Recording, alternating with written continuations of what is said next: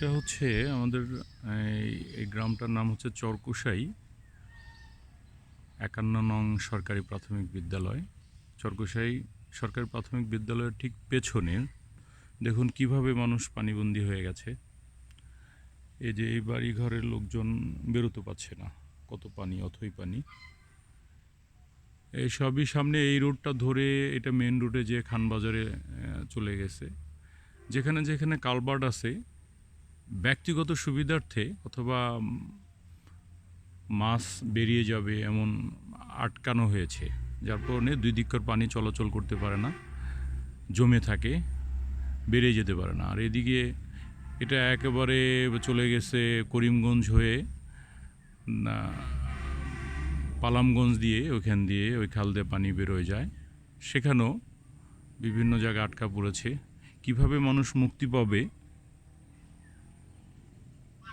তা কেউ জানে না। এই পানির কী অবস্থা হবে। শুধু অপরিকল্পিতভাবে মানুষজন এই খালগুলি দখলের কারণে, ড্রেনেজ কালভার্টগুলো আটকে দেওয়ার কারণে মনুষ্য সৃষ্টি এই প্রবলেমগুলি তৈরি হয়েছে।